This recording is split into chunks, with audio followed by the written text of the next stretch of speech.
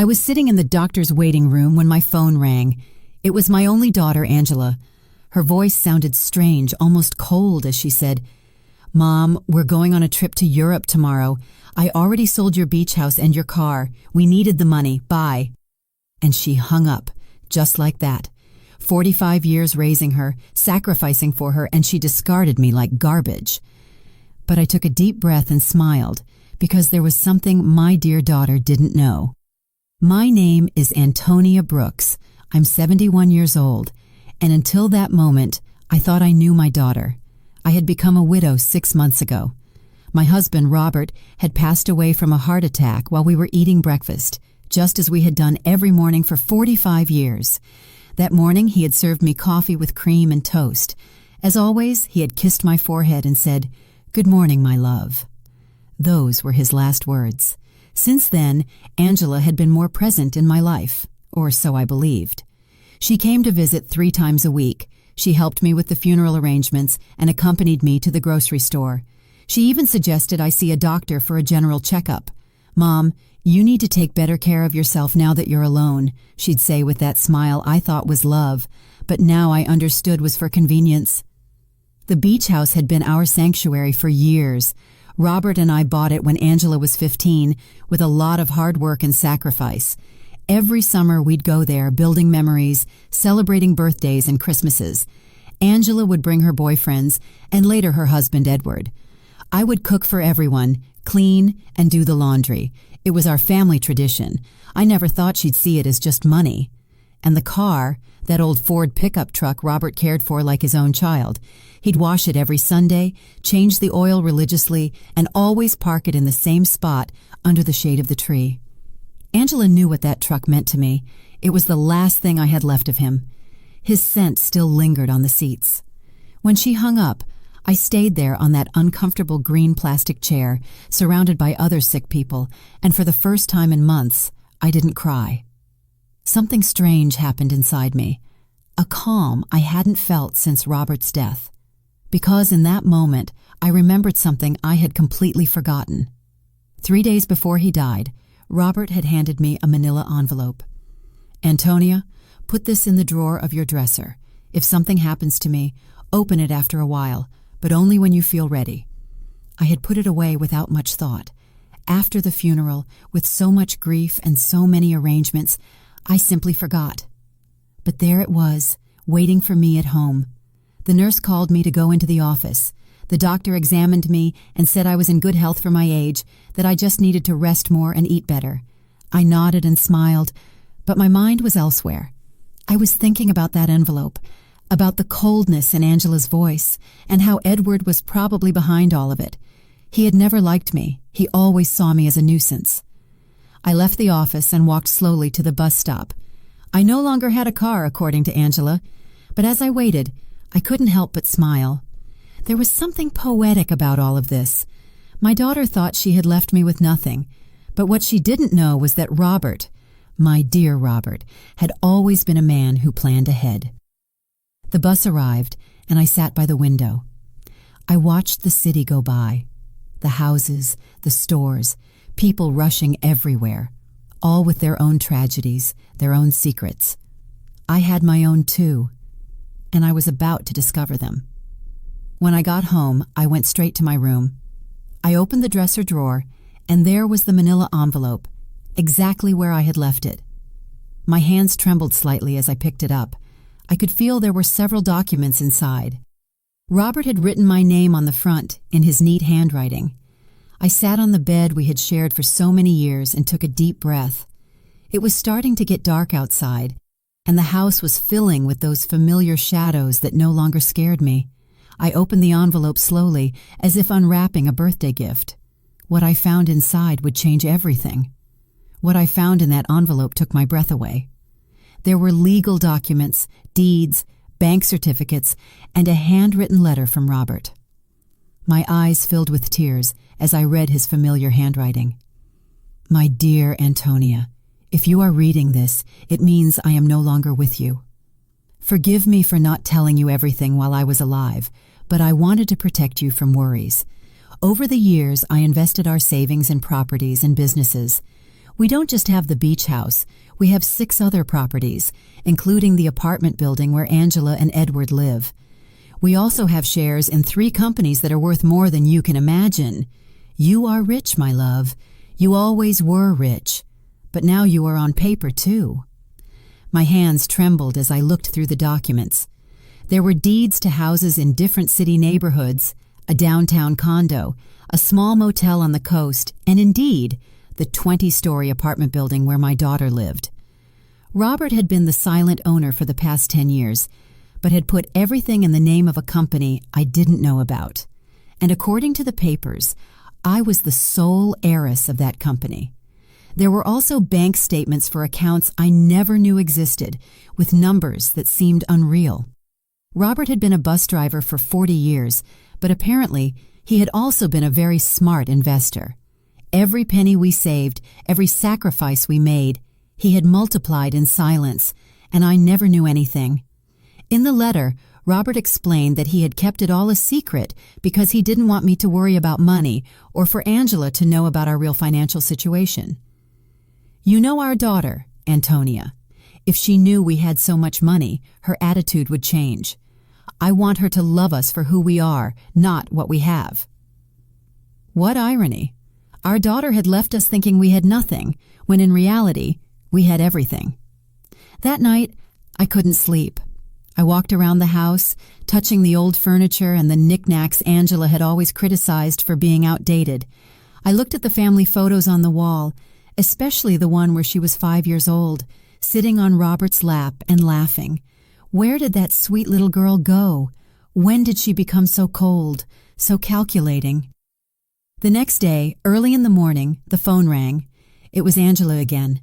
Her voice sounded different, softer, but I had already learned to be wary of those shifts in tone. Mom, how are you? I wanted to tell you we already transferred the money from the house and the car. We deposited your share into your account. It's not much, but it'll help you live for a few months while you look for something smaller. My share? I asked, keeping my voice calm. Yes, Mom. We obviously weren't going to leave you with nothing. We gave you 30%. That's fair, right? We need the money for our investment in Europe. Edward has an incredible business opportunity over there. 30% of my own things. How generous. I see, honey. And when do you leave? This afternoon. Our bags are already packed. We'll be gone for at least 6 months, maybe more if the business goes well. But don't worry, Mom. When we get back, we'll help you find a small apartment, something that fits your needs. Fits my needs, as if she knew what my needs were. Okay, Angela, have a safe trip. Oh, Mom, I knew you'd understand.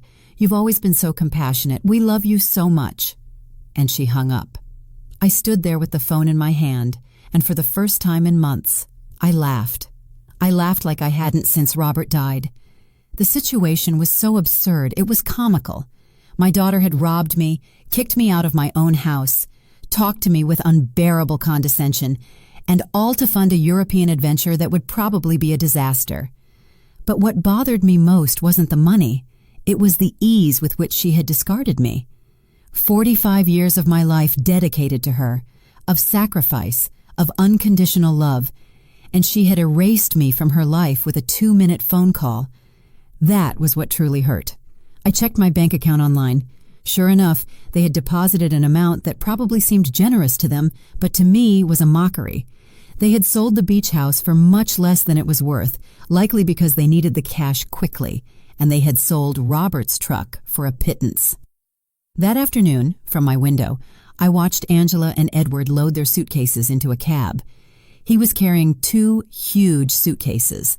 She had a very expensive-looking carry-on bag. I watched them laugh, kiss, and make plans. They looked like 2 teenagers excited for an adventure. They never looked toward my window, never said goodbye. When the cab drove away, I sat in the kitchen with a cup of tea and Robert's documents spread out on the table. I had to make some decisions. I could call a lawyer, reclaim my properties, and get back everything they had taken. But something told me there was a better way to handle this, a more educational way. I called Mr. Peterson, the lawyer who had handled Robert's affairs. He had been at the funeral, had given me his condolences, and had told me to call if I ever needed anything. Well, now I needed him. Mrs. Brooks, it's good to hear from you. How are you? I'm doing well, Mr. Peterson. I need to see you urgently. I found some documents from Robert that I don't quite understand. Of course. You can come to my office tomorrow morning. I'll be there. That night, for the first time in months, I slept soundly. I dreamed of Robert. He was sitting in his favorite chair reading the newspaper, just like every morning, and when he saw me, he smiled and said, "It's about time, my love. It's about time you stood up for yourself." I woke up with a strange feeling. It wasn't exactly happiness, but it wasn't the sadness I had felt for so many months either. It was something like determination. For the first time since Robert's death, I had a clear purpose. I was going to get back what was mine, but not in the way Angela expected. The next morning, I got dressed with more care than usual. I put on my wine-colored dress, the one Robert always said made me look elegant. I fixed my hair and put on a little makeup, and when I looked in the mirror, I saw a woman I hadn't seen in a long time. I saw a strong woman. Mr. Peterson's office was downtown. It was an old but elegant building with marble floors and large windows.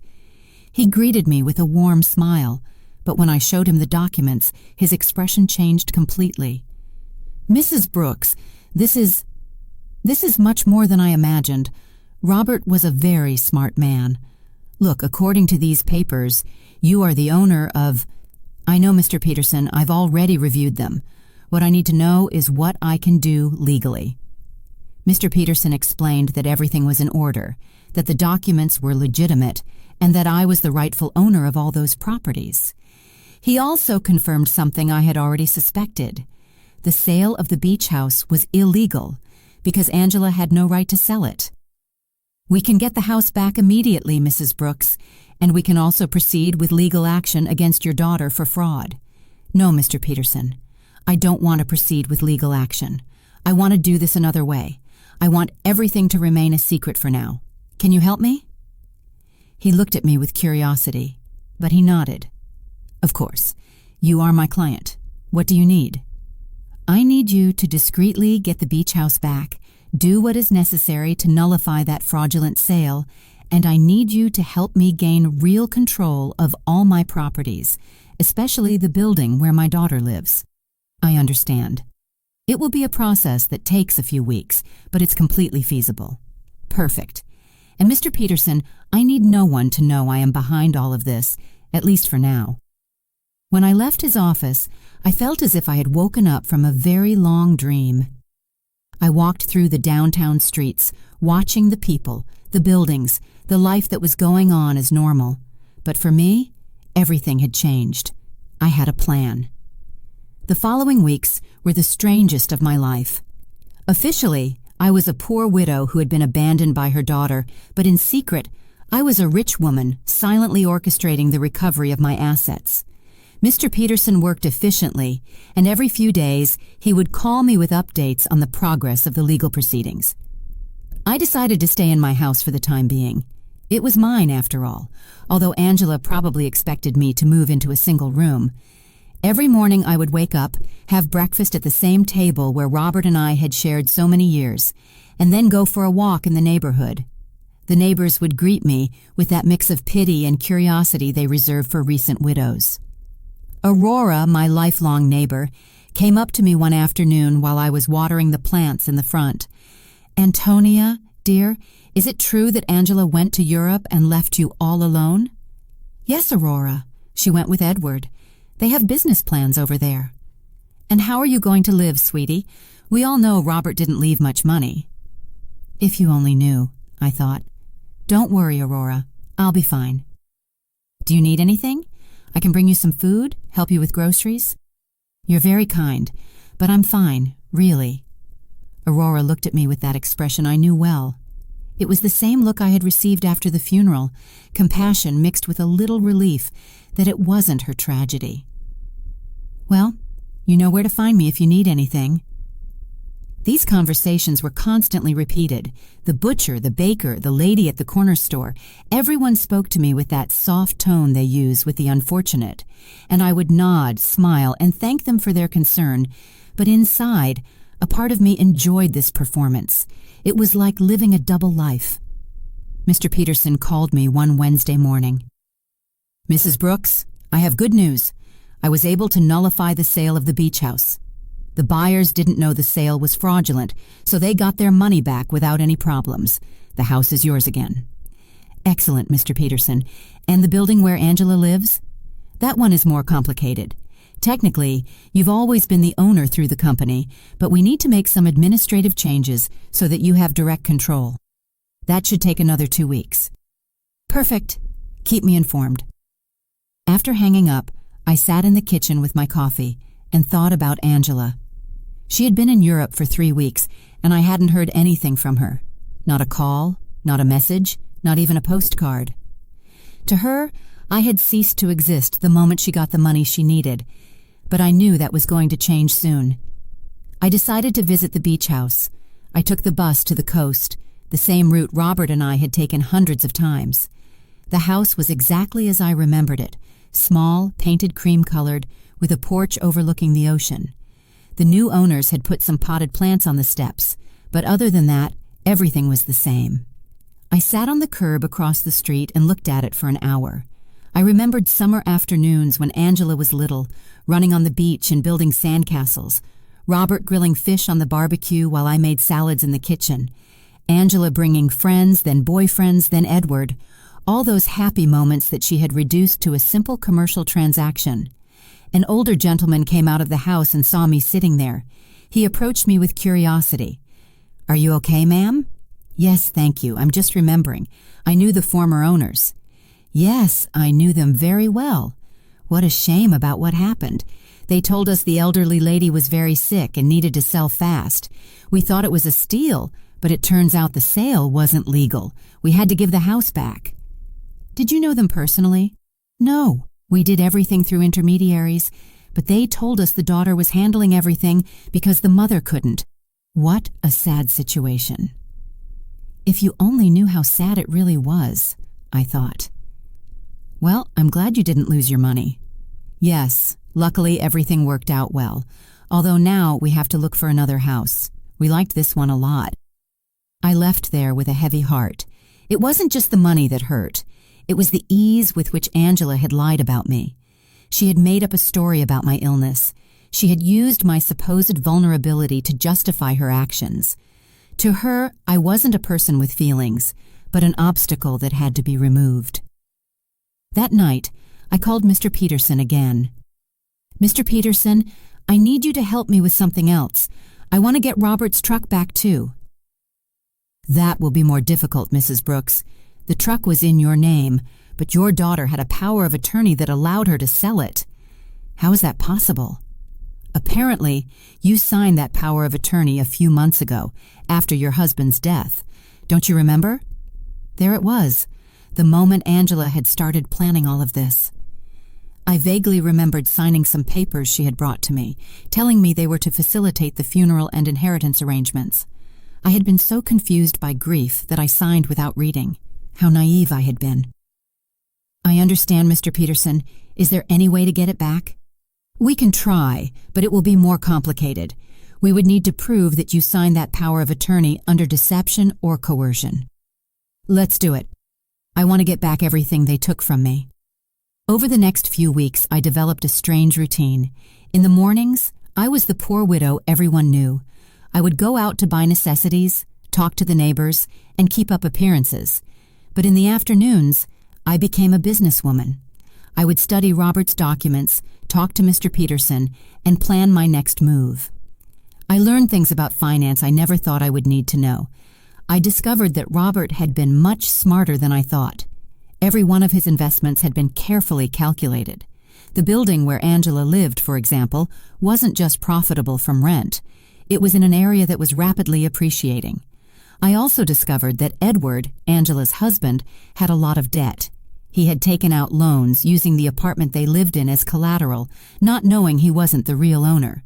When the banks figured this out, he was going to be in serious trouble. Mr. Peterson called me one Friday with important news. "Mrs. Brooks, we've finished all the paperwork. You now have total control of all your properties. I also got Robert's truck back." The buyer turned out to be an acquaintance of mine, and when I explained the situation, he agreed to return it in exchange for a small compensation. "Excellent work, Mr. Peterson. Now I need you to help me with one more thing. I want you to send a letter to my daughter." "What kind of letter?" "An eviction notice." There was silence on the other end of the line. "Mrs. Brooks, are you sure you want to do this?" "Completely sure. She decided I wasn't important in her life. Now she's going to find out how important I really am." "I understand. Do you want me to send it to Europe?" "No. I want you to give it to her when she gets back. I have a feeling it's going to be very soon." I wasn't wrong. That same afternoon, Aurora came running to my house with fresh neighborhood news. "Antonia, did you know that Edward is in trouble with the bank? My brother-in-law who works there told me they're investigating some loans he took out using the apartment they live in as collateral, but it turns out the apartment isn't his." "Really?" "Yes. And it seems Angela didn't know anything. They're saying she's going to have to come back from Europe to sort out this mess. What a complicated situation." "Yes, and the worst part is, apparently, Edward lied to her about the business in Europe. There was no business. He just wanted to escape the debts he had here." Perfect. Everything was working out exactly as I had expected. Angela had trusted Edward, had sacrificed her relationship with me for him, and now she was discovering that he wasn't the man she thought he was. That night, I sat on the porch with a cup of tea and looked at the stars. Robert used to say that the stars were the souls of people who had lived a full life, watching over their families from the sky. If that was true, then he was up there, watching his plan unfold perfectly. "Thank you, my love," I said to the sky. "Thank you for taking care of me, even after your death." The next day, Mr. Peterson called me early. "Mrs. Brooks, I have some news. Your daughter just arrived in the country. She's at the airport alone." "Alone?" "Yes, apparently Edward stayed in Europe. There are rumors they had a very big fight." "I see. Did you send the letter?" "I'm going to send it today. She should receive it tomorrow." I hung up the phone and stood there in the kitchen, feeling a mix of nervousness and anticipation. After so many weeks of silent planning, the moment for the first real move had finally arrived. Angela was about to discover that her mother was not the defenseless victim she believed. Angela arrived at her apartment on Tuesday night. I knew this because Aurora, who seemed to have informants throughout the neighborhood, came to tell me the next day. "Antonia, your daughter came back last night. I saw her go in with one suitcase, but she looked terrible, pale, with dark circles under her eyes, as if she had been crying the whole flight. Alone, completely alone. And something strange, Antonia, when the doorman asked her for the keys, she didn't have them. She had to ask the superintendent to let her in with the emergency copy." Interesting. Edward had the keys, which meant he had probably decided not to come back. Or maybe Angela had discovered something about him and had fled. In any case, my daughter was back, and very soon she would receive my little welcome gift. Mr. Peterson called me that same afternoon. "Mrs. Brooks, the letter was delivered an hour ago. The doorman confirmed that your daughter received it in person." "Perfect. How long did we give her?" 30 days to vacate the apartment as per legal standards. "But Mrs. Brooks, are you sure you want to do this? She is your daughter, after all." "Mr. Peterson, my daughter kicked me out of my own house with a 2-minute phone call. She sold my things without asking. She treated me like garbage. Now she's going to learn that actions have consequences." "I understand. I just wanted to make sure you had considered all the implications." "I have considered them, Mr. Peterson. All of them." That night, I couldn't sleep. I stayed awake imagining Angela's face when she read the letter. The initial confusion, then the disbelief, then the panic. She would probably think it was a mistake, that someone was trying to scam her. But when she called to verify, she would discover that everything was completely legal. The next day, As if she had been waiting for my call, the phone rang at 8 in the morning. It was Angela, and her voice sounded desperate. Mom, I need to talk to you urgently. Good morning, honey. How was Europe? Mom, I don't have time for that right now. I received a very strange letter yesterday. It says I have to vacate my apartment in 30 days. It must be a mistake, right? Do you know anything about this? An eviction notice. How strange. From whom? From a company I've never heard of. It's called... Wait, let me find the letter. Robert Investments, Inc. Do you know this company? Robert had used his own name for the company. How poetic. No, honey, I've never heard that name. Are you sure the letter is legitimate? That's what I want to find out. Mom, I need you to help me. I don't know what to do. Edward left me in Europe. He ran off with another woman, and now I come back to this. I don't understand what's happening. There was the confirmation. Edward had abandoned her, probably when the money ran out, or when he realized that the legal problems at home were more serious than he thought. Poor Angela. She had sacrificed her family for a worthless man. I'm so sorry, honey. Where are you now? I'm in the apartment, but I don't know for how long. Mom, can I come see you? I need to talk to someone. I don't have anyone else. The irony was perfect. Now that she was left without the man for whom she had abandoned me, she remembered she had a mother. Of course, honey. Come over whenever you want. I'm on my way. I hung up the phone and looked at myself in the mirror. I had to be perfect for this performance. I put on my most conservative gray dress, tied my hair in a simple bun, and practiced my expression of a worried but resigned mother. When Angela arrived, she would see exactly what she expected to see. A poor, vulnerable widow who had been abandoned by her own daughter. Angela arrived an hour later. When I opened the door, I was surprised at how bad she looked. She had lost weight, had deep circles under her eyes, and her expensive clothes looked wrinkled and unkempt. Her eyes were red from crying.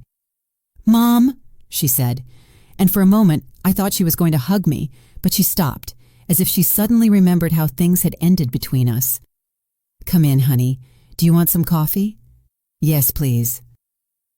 We sat in the kitchen, at the same table where I had read Robert's documents weeks ago.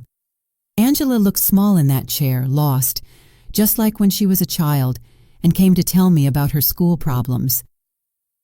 "Mom, I'm so sorry for the way I left. I know I didn't treat you well." "It's in the past, honey." "No, it's not. I treated you badly. I said horrible things, and now," her voice broke, "now I have no one." "What happened with Edward?" "He left with a 25-year-old hotel waitress in Paris. It turns out there was never any business in Europe. It was all a lie. He just wanted to escape the debts he had here and use the money from the sale of your house to fund his adventure." "All the debts?"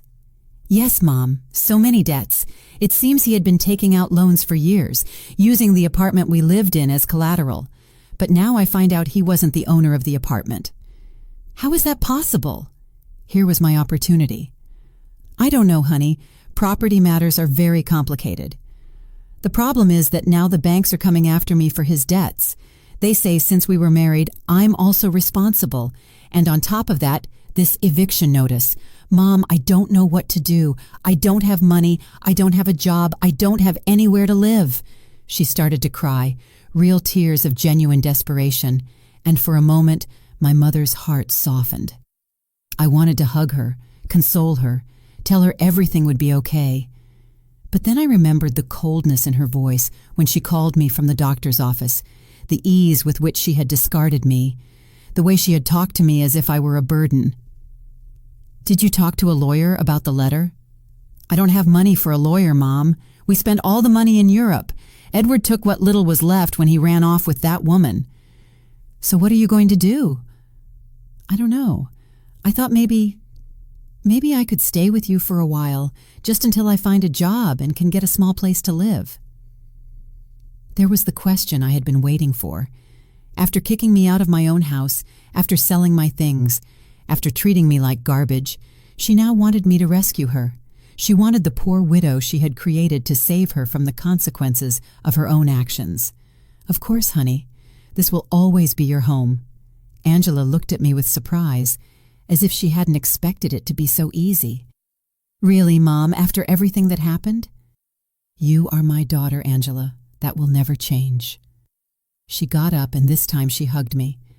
It was a desperate hug, from someone drowning and clinging to the only thing they can find. I hugged her back too, but not with the unconditional love from before. Now there was calculation in my embrace. Strategy. Thank you, Mom. I promise I'll find a job soon. I won't be a burden. Don't worry about that now. Rest, recover, and then we'll see what your options are. Angela left that afternoon to get some things from her apartment. I stayed in the kitchen, thinking about how easy it had been.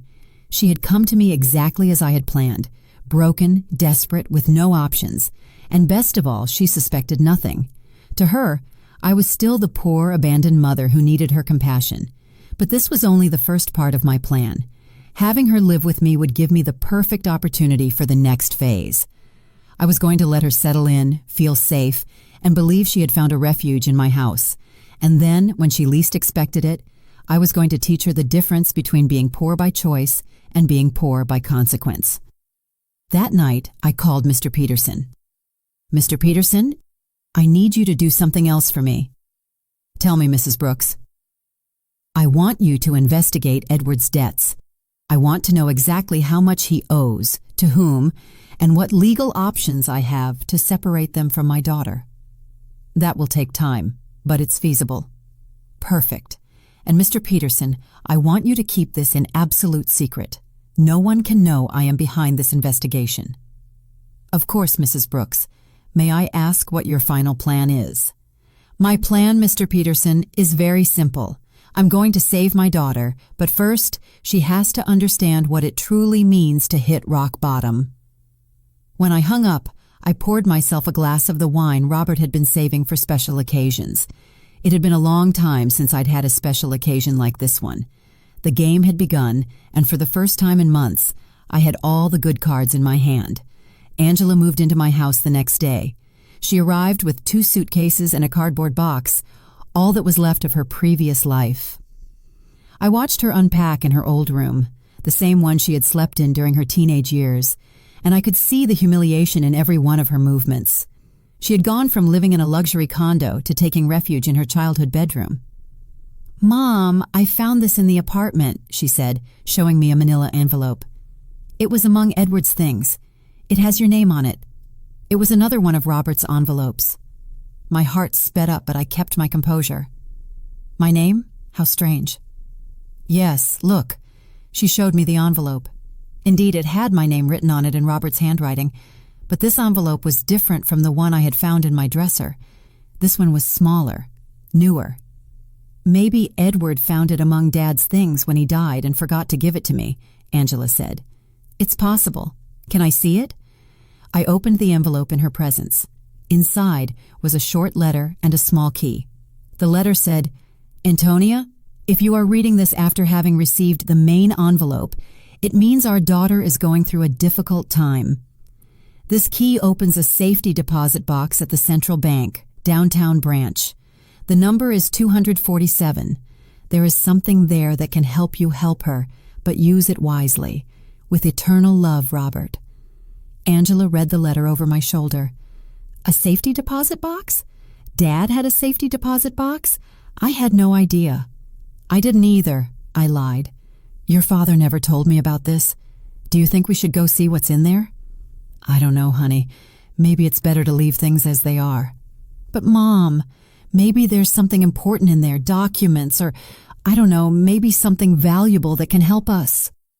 The desperation in her voice was palpable. Angela was clinging to any possibility of finding a way out of her situation, and I was going to let her cling a little longer before I showed her the complete reality. Okay, I said after a calculated pause. We can go tomorrow. That night, Angela and I had dinner together for the first time in months. She had cooked, trying to be useful, but the food tasted of guilt and desperation. She told me more details about what had happened in Europe, and each story was worse than the last. Edward lied about everything, Mom, not just the business, but the debts, too. I thought he only owed a little bit of money, but it turns out he owes over $100,000. And the worst part is, he used my name for some of the loans without me knowing. How is that possible? He forged my signature. When I married him, I gave him some documents to handle the banking for our joint account. I never thought he'd use them for this. Do you have any way to prove you didn't know? I don't know. It's all so complicated. The banks say that since we were married, I'm responsible for all his debts anyway. And the divorce? I don't even know where Edward is now. He just disappeared. His phone is disconnected. He doesn't answer emails. Nothing. It's as if he vanished. Perfect. Edward had run away like the rat he had always been, leaving Angela to face the consequences of her actions alone. In a way, he had done me a favor. Now my daughter was experiencing exactly what I had felt when he abandoned me. Betrayal by someone she had completely trusted. I'm so sorry, honey. I didn't know things were so bad. I didn't either, Mom. I thought Edward loved me, that we were going to build something together, but it turns out I was just an easy way for him to get money and documents. Angela started to cry again. How could I have been so stupid? How did I not realize who he really was? It was tempting to tell her that I had seen the signs from the beginning, that I had tried to warn her that Edward never seemed trustworthy, but that would have broken my facade as a compassionate and vulnerable mother. Love can be blinding sometimes, honey. Don't blame yourself. But Mom, I didn't just ruin my life. I ruined yours too. I treated you horribly. I took your house, your truck, your things, and all to give to a man who abandoned me at the first opportunity. Now we're two poor women trying to survive because of me. It's in the past, Angela. We'll be okay. No, it's not. Now we're both in trouble because of my mistakes. You lost everything Dad left you, and I lost my marriage and my future. We're two poor women trying to survive. If she only knew, I thought, that at this very moment I had more money than she could possibly imagine, that I was the owner of the building where she lived, that I could solve all her problems with a single phone call. But it wasn't time yet. The next day, we went to the bank. Angela was nervous, hopeful. I maintained my act as a confused widow who didn't understand much about finance. The bank employee led us to the safety deposit boxes, verified my ID, and opened box number 247. Inside were jewels, many jewels, rings, necklaces, bracelets, earrings. I recognized some pieces as heirlooms from Robert's family. Others were completely new to me. There was also a letter explaining the origin of each piece and its approximate value. Angela gasped. Mom, this must be worth a fortune. You think so? Yes. Look at this emerald and this pearl necklace. Mom, Dad saved a treasure here. According to Robert's letter, the jewels were worth approximately $200,000. It was a significant amount, but it was nothing compared to the rest of my assets. It was like finding a few coins under the sofa when you have $1 million in the bank. What do we do with this, Mom? I don't know, honey. They're family memories. But Mom, we could sell some of the pieces. With this money, you could get your beach house back, and I could pay off some of Edward's debts. There it was again. Even when she found something valuable, Angela's first reaction was to think about how to use it to solve the problems Edward had created. She hadn't learned a thing yet. Are you sure you want to use your father's inheritance to pay Edward's debts? What other option do I have, Mom? If I don't pay something soon, the banks are going to foreclose on everything I have, and technically, I don't own anything. Everything was in Edward's name. Think carefully, honey. Once you sell these jewels, you won't be able to get them back. I know, but what else can I do? I can't get a job with all these legal claims pending. No employer is going to want to hire someone with so many legal problems. We took the jewels home. Angela spread them out on the kitchen table and examined them one by one, calculating which ones she could sell and which she could keep. It was painful to watch her reduce decades of family history to numbers on a spreadsheet. Mom, I think I can get $180,000 for the jewels, she said one afternoon, counting the bills on the kitchen table. It's less than I expected, but it's enough to pay off the most urgent debts. Are you sure you want to do this? I have no choice. If I don't pay something soon, they'll seize everything. Even this house could be at risk if they prove I have some kind of legal connection to the properties. How ironic the situation was. Angela was worried about losing a house that I owned, paying the debts of a man who had abandoned her with money from jewels that had belonged to the same man who had created the fortune that could save her. And how are you going to decide which debts to pay first? I talked to a free financial advisor at the bank. She told me to prioritize the debts that have real collateral because those are the ones that can affect property or lead to immediate foreclosure. Angela had matured so much in these few weeks. The woman who had sold my things without consulting me was now carefully investigating every financial decision. The suffering had made her more responsible, but also more fragile. That night, while she was organizing the debt documents on the table, I received a call from Mr. Peterson. Mrs. Brooks, I have a full report on Edward's debts.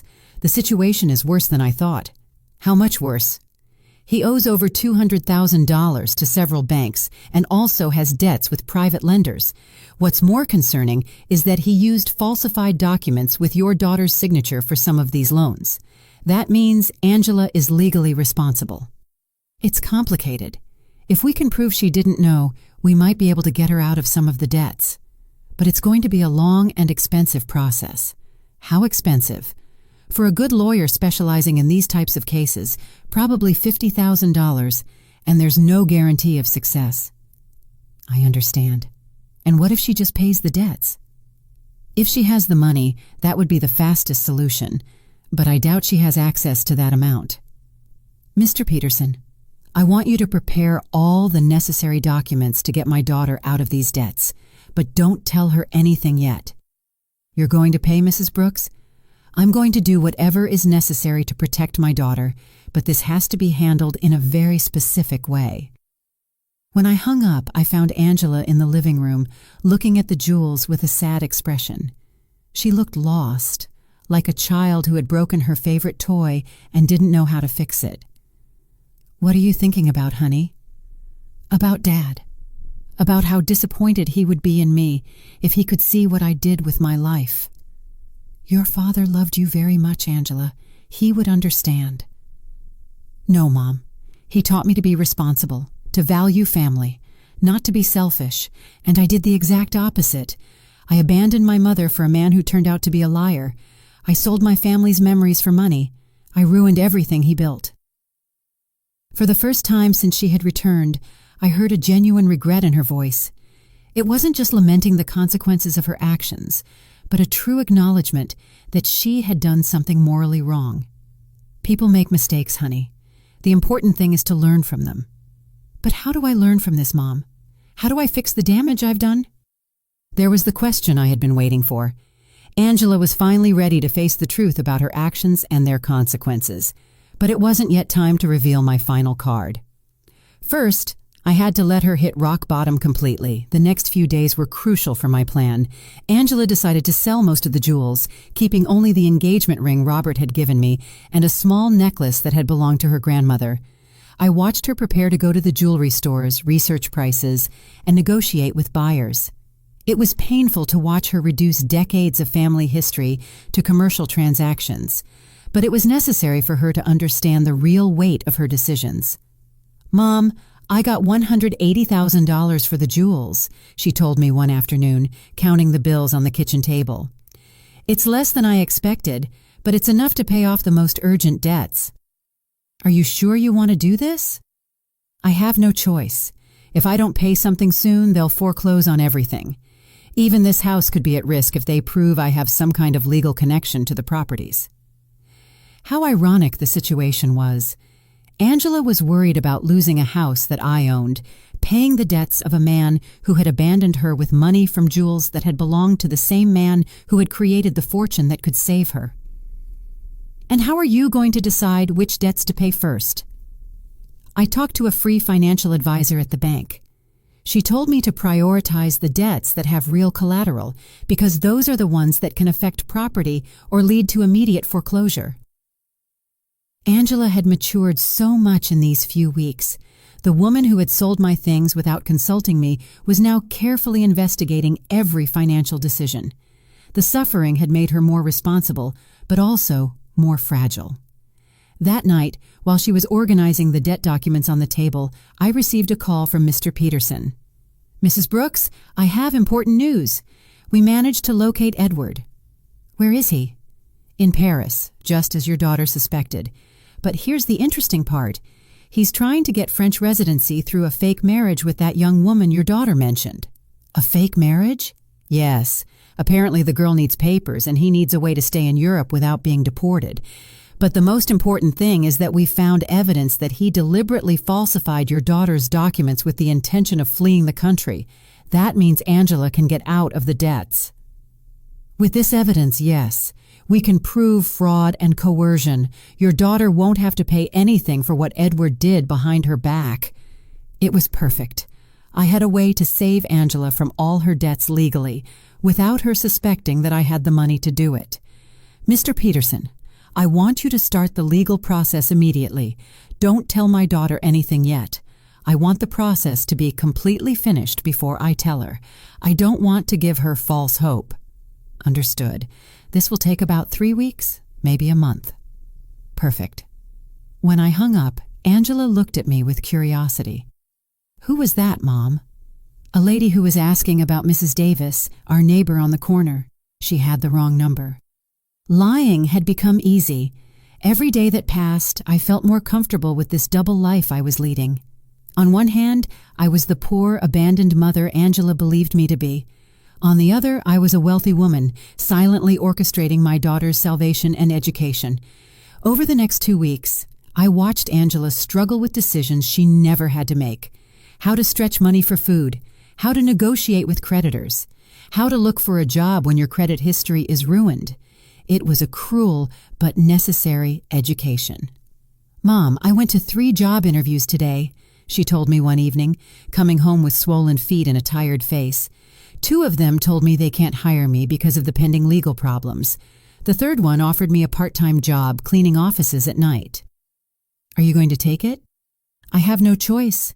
It pays very little, but it's better than nothing, and I can work at night so I can keep looking for something better during the day."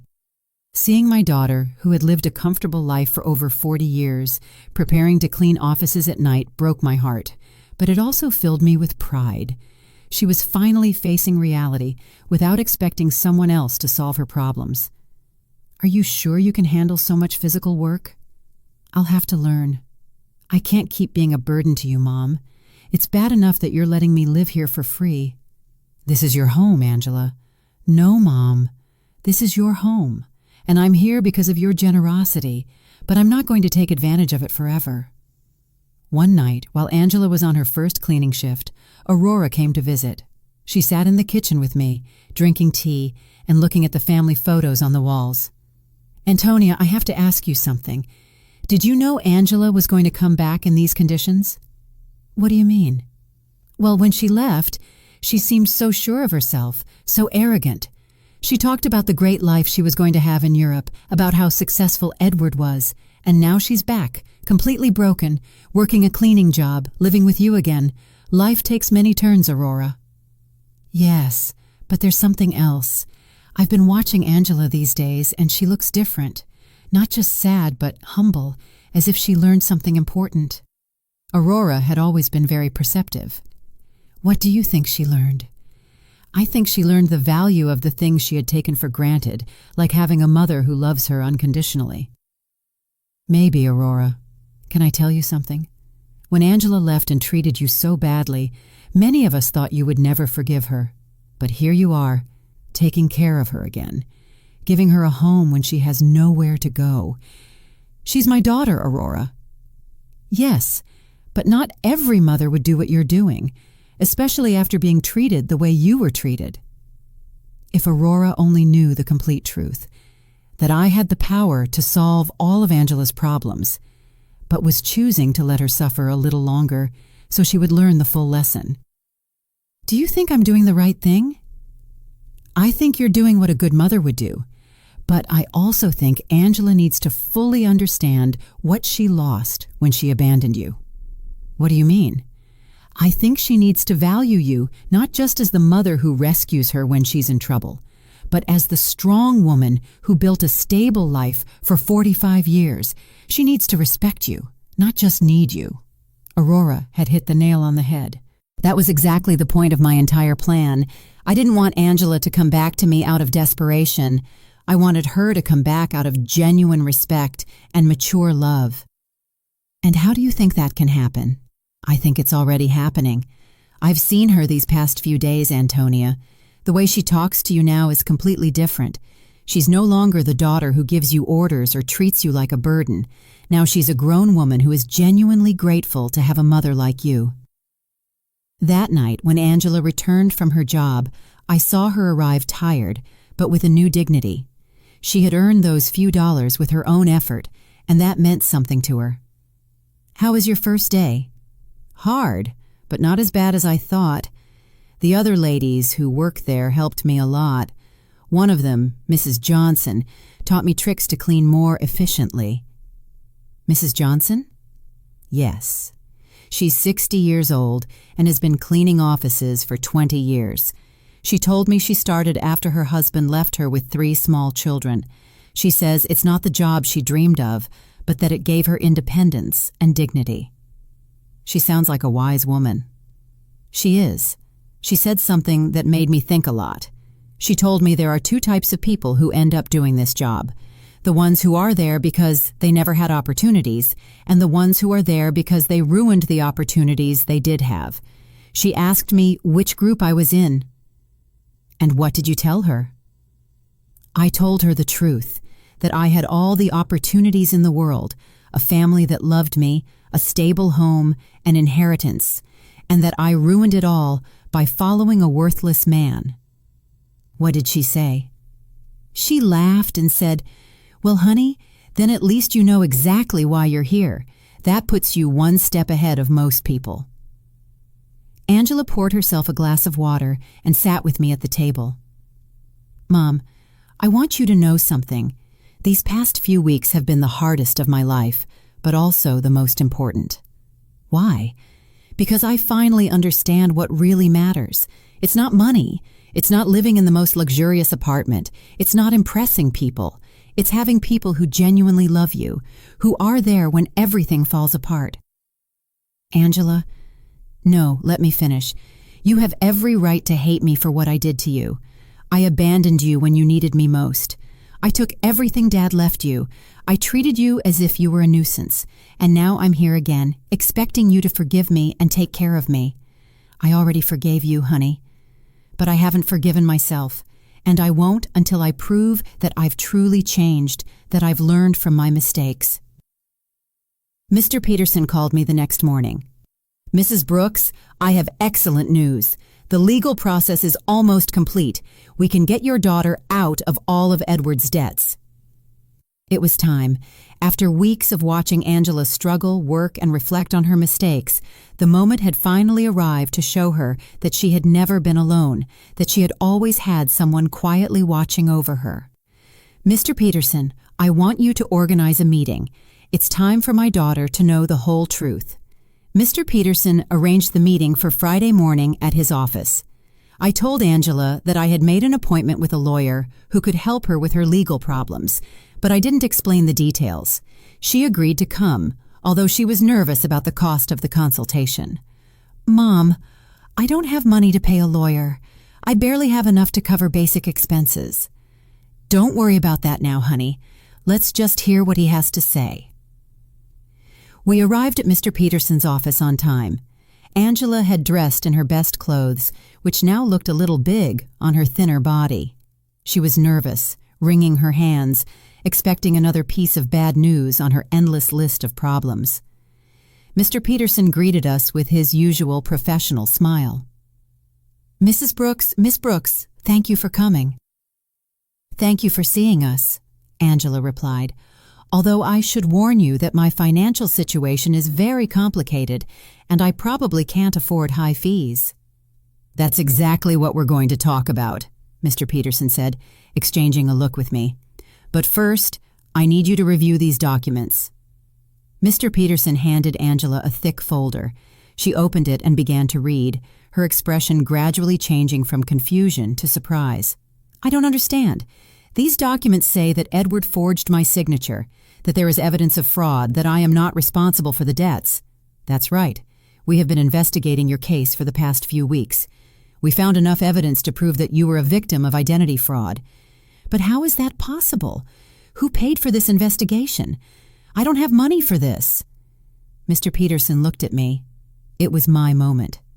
"Angela, there's something I need to tell you." "What, Mom?" I took a deep breath.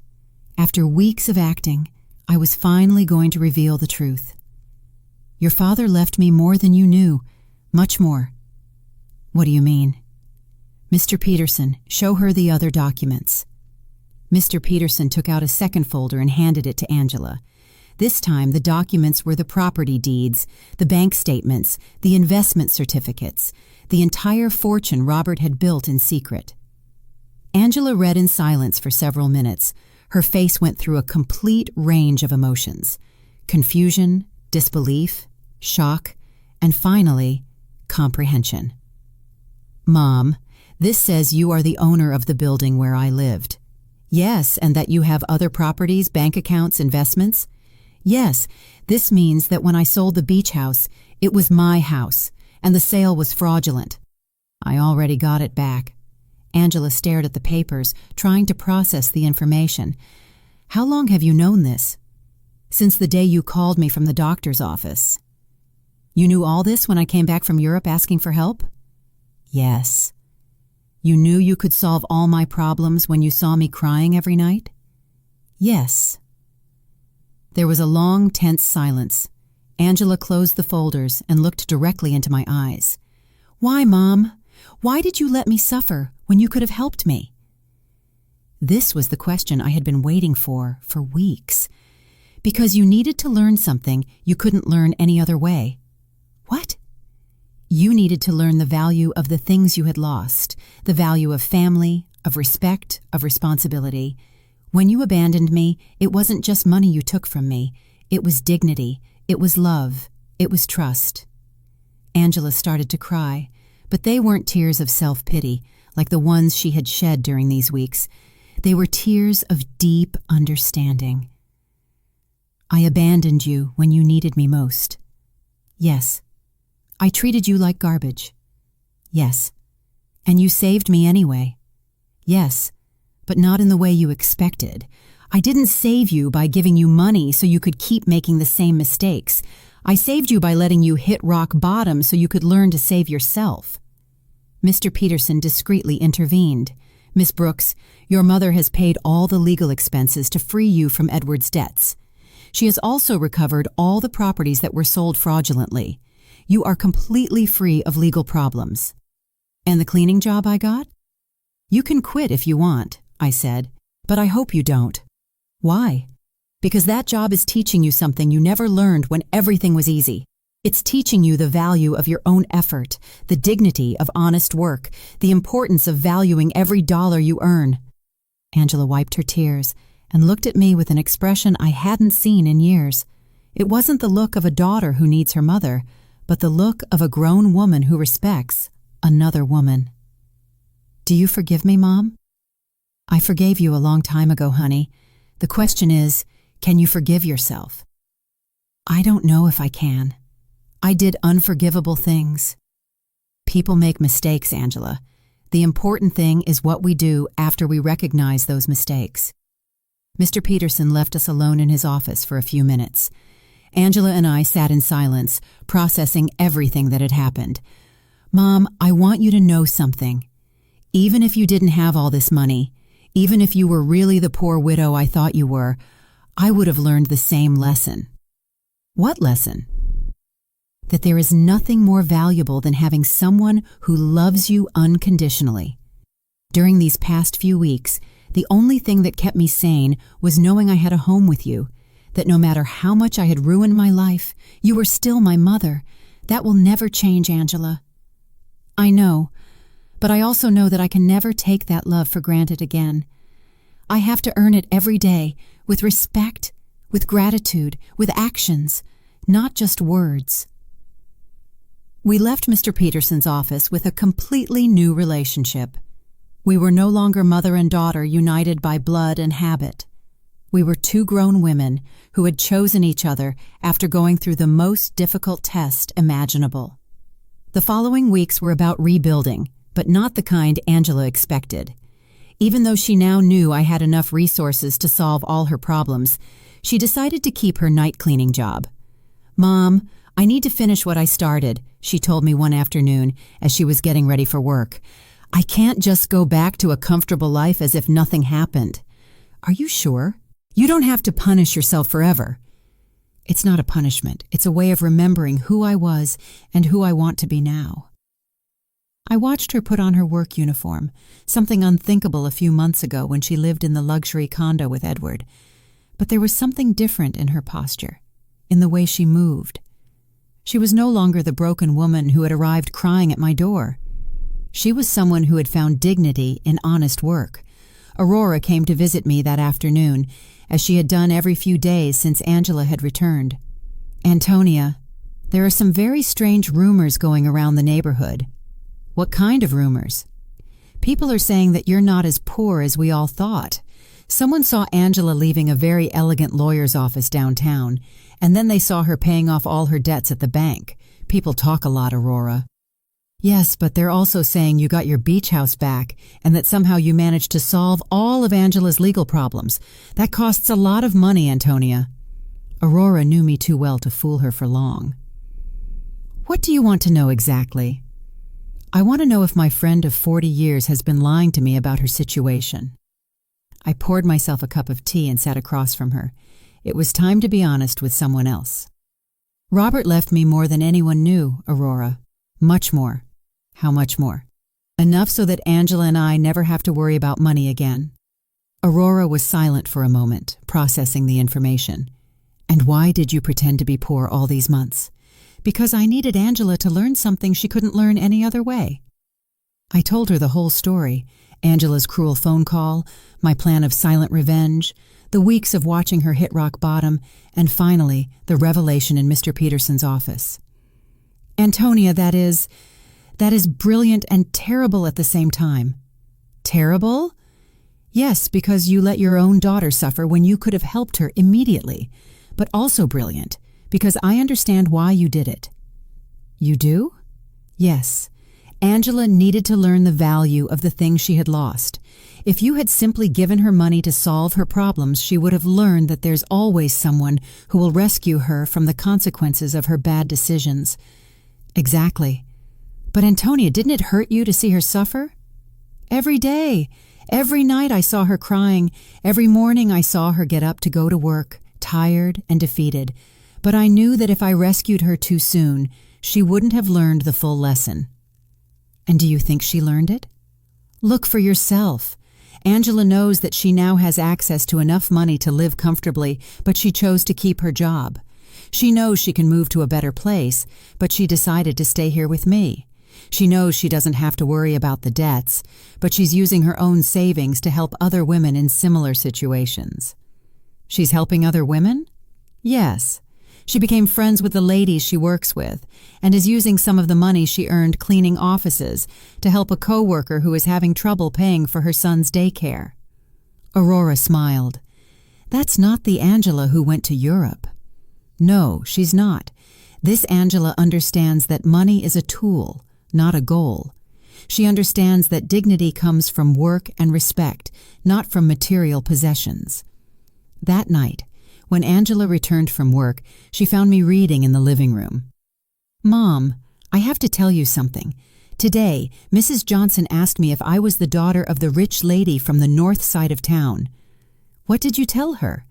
"I said yes, that you have enough money for me not to have to work." "And do you know what she asked me next?" "What?" "She asked me why I was still working. So I explained that it was because I need to prove to myself that I can stand on my own 2 feet. "And what did she say?" She laughed and said, "Honey, that's the difference between being rich and acting rich. Your mom taught you how to be truly rich." Mrs. Johnson is very wise. She is, and she made me understand something important. It's not about the money you have, but about how you use it and how you relate to it. Angela sat down with me on the sofa.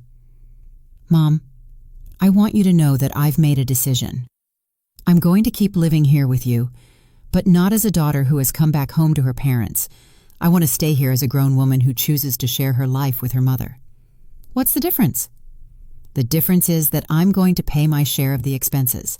I'm going to contribute to the upkeep of the house, and I'm going to treat this relationship as a partnership between two independent women who love and respect each other.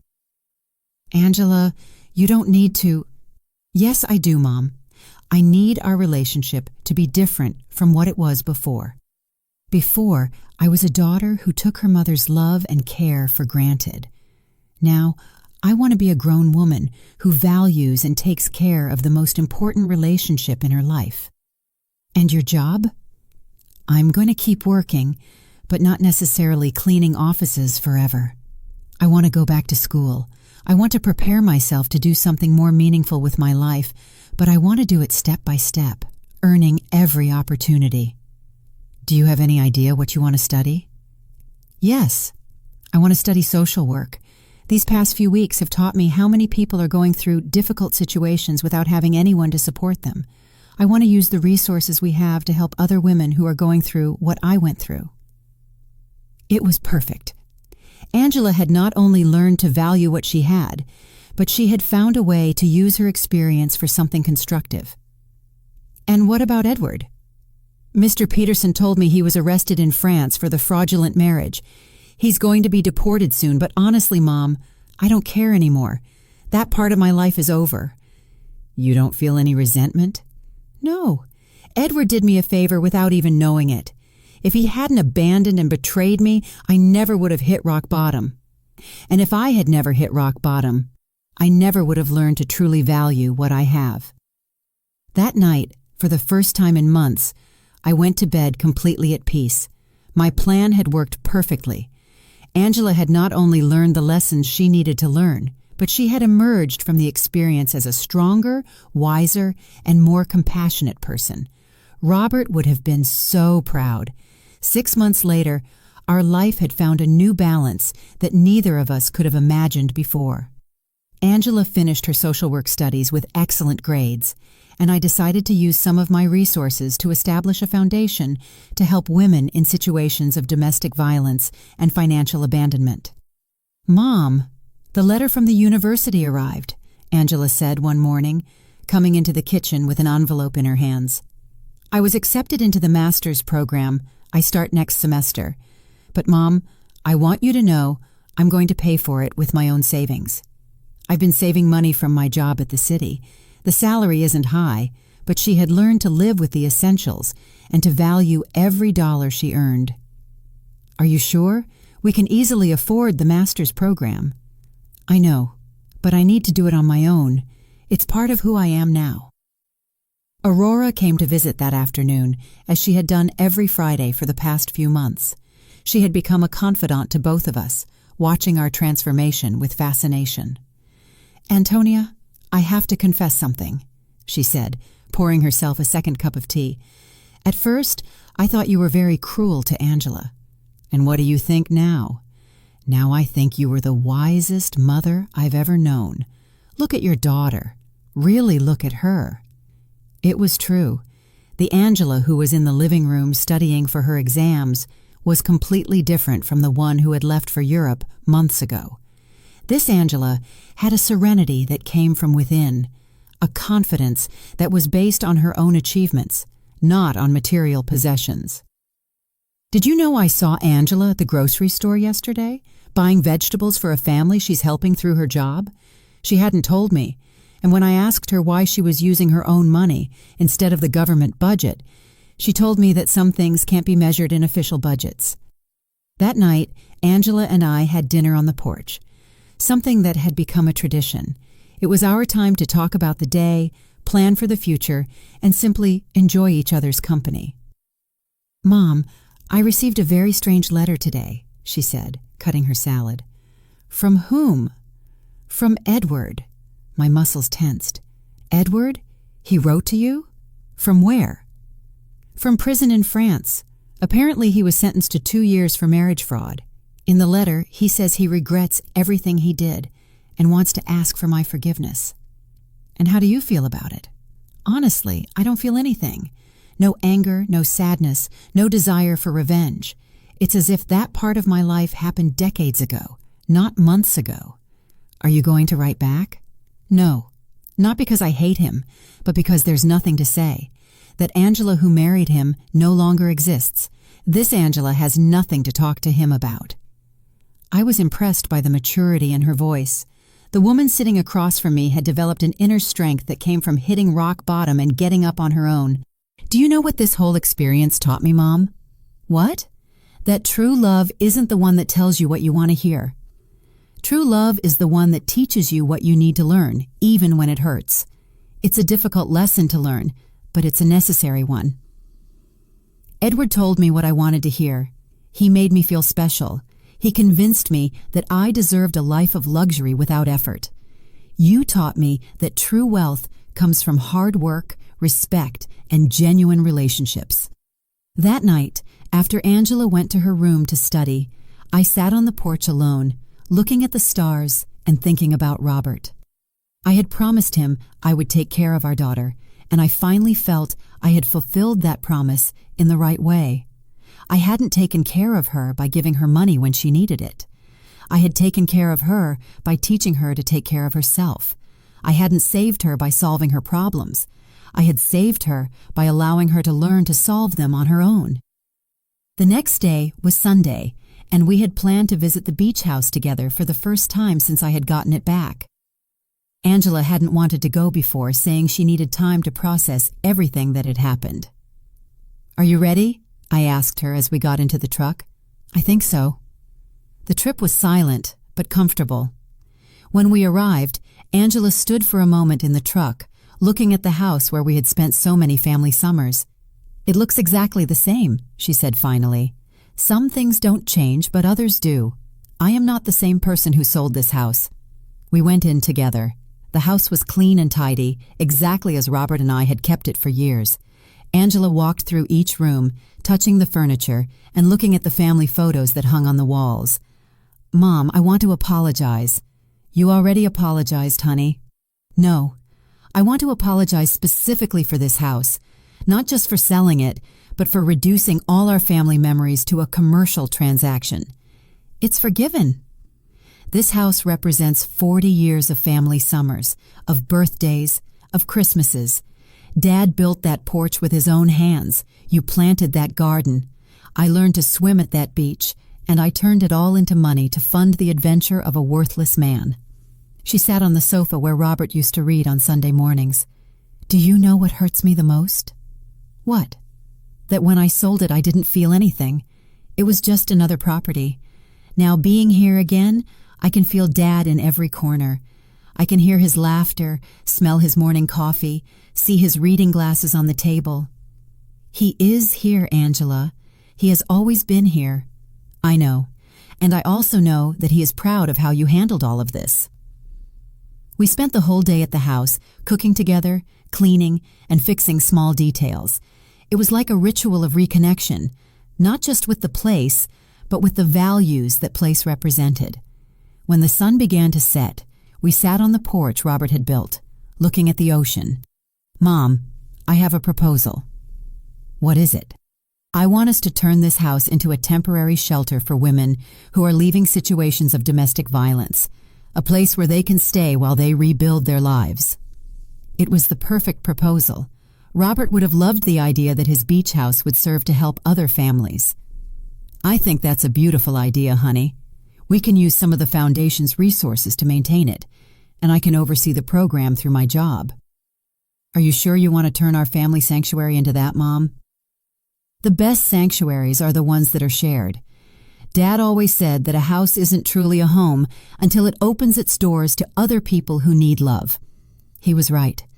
Robert had always been generous with our home, inviting relatives, friends, and neighbors who needed a place to stay. We returned home that night with a new project and a completely renewed relationship. We were no longer mother and daughter united by obligation or need. We were two women who had consciously chosen to build a life together based on love, respect, and a common purpose. That night, before falling asleep, I spoke to Robert in silence. We did it, my love. Our daughter finally understood what truly matters. And for the first time since his death, I felt he answered me. I always knew you would. You're both stronger than you think. Justice had arrived not as revenge, but as education, not as punishment, but as transformation. And in the end, we had both gained something much more valuable than money. We had gained an authentic relationship built on a solid foundation that no future crisis could destroy. Did you like my story, and which city are you listening from? Let's meet in the comments. If you liked the story, you can support me by sending a super thanks so I can keep bringing more stories like this. Thank you so much for your sweet support. I'm looking forward to your comments on the story. On the screen, you can see 2 new life stories that I highly recommend. There's so much more on my channel. Don't forget to subscribe. See you in the next life story with love and respect.